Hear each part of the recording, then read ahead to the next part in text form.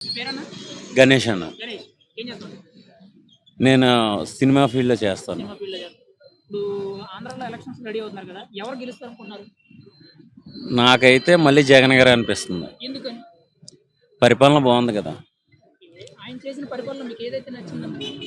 నాకైతే పథకాలు గాని, అవి గాని అన్నీ చాలా బాగున్నాయి. చాలా బాగుంది. అంటే ఇదివరకు మనం ఏదైనా ఒక పథకం కావాలన్నా, ఎక్కడికైనా వెళ్ళాలన్నా, చేయాలన్నా సరే డైరెక్ట్‌గా మనం ఎంఆర్ఓ ఆఫీస్ చుట్టూ అక్కడ ఇక్కడ తిరగాలి.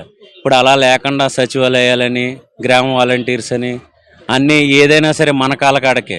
ఓకే. ఇదివరకు ఒక రేషన్ కార్డు కావాలన్నా సరే ఎంఆర్ఓ ఆఫీస్ చుట్టూ తిరగడం, చేయడం, లంచాలు ఇచ్చుకోవడం, చేయడం చాలా జరిగాయి.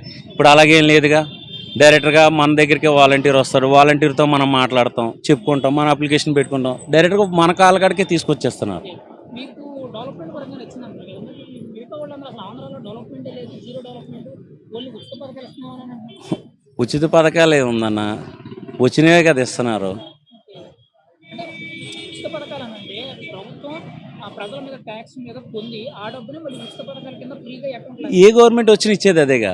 అవును. కాకపోతే ఏంటంటే అంతంత డబ్బులు ఇవ్వడం అనేది దానివల్ల ప్రజల మీద పన్నుల భారాలు పెరుగుతాయి. నిత్యావసర ధరలు, సరుకులు పెరుగుతాయని ఇదివరకు ఎలా కడుతున్నాం, ఇప్పుడు అలాగే కడుతున్నాం కదన్న. అవునా? మరి చాలా మంది అప్పుల భారాలు పెరిగినాయి, ట్యాక్స్‌లు కొంచెం పెరిగినాయి, రిజిస్ట్రేషన్ ఫీజులు పెరిగినాయని చాలా మంది చెప్తున్నారు. అవన్నీ మామూలే అన్న.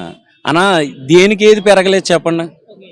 ఏ గవర్నమెంట్ మారినా ఒకప్పుడు కాంగ్రెస్ గవర్నమెంట్ ఉన్నప్పుడు రేట్లు తర్వాత తెలుగుదేశం గవర్నమెంట్లో లేవా, ఓకే. పెరిగినాయిగా. అలాగే ఇప్పుడు పెరుగుతాయి. మనం జనం పెరిగే కొలది, రోజులు మారే కొలది ధరలు ఆటోమేటిక్గా పెరుగుతాయి కదా. ఓకే. పోనీ అలా ఆ పాయింట్ వరకు కరెక్టే. మరి ఐటీ ఇండస్ట్రీ పరంగా అసలు ఆంధ్రాలో అసలు గ్రోత్ లేదు. అక్కడి నుంచి ఇక్కడికి వచ్చి లేదు. వచ్చామని ఇప్పుడు మేము కూడా దాని గురించి వచ్చిన వాళ్ళమే. ఓకే. కాదనట్లా పరంగా వచ్చిన వచ్చిన వాళ్ళమే, కాదని నేను అనట్లా. కానీ డెవలప్మెంట్ అవుతుంది, కొంచెం టైం పడుతుంది. ఎందుకంటే ఇంకా రాజధాని అనేదే మనకు లేదు ఇంకా. మరి రాజధాని 5 ఏళ్ల నుంచి 3 రాజధానులు అని చెప్పి మాటల్లో పెట్టి ఇప్పుడేమో ఏది లేదన్నటువంటి కన్ఫ్యూజన్. ఏది లేదన్నారు, వైజాగ్ చెప్పారుగా. వైజాగ్ అనేది ఇప్పుడు సెంట్రల్ గవర్నమెంట్ అమరావతి అని చెప్పి ఫైనల్ చేసింది. సుప్రీంకోర్టు, హైకోర్టులు కూడా అమరావతి అని ఫైనల్ చేసింది. కానీ జగన్ గారు కూడా 3 రాజధానులు అన్నారు. ఎంతవరకు 3 రాజధానులు కాదు కదా, ఇప్పుడు వైజాగ్ ఫైనల్ చేశారు కదా. ఓకే.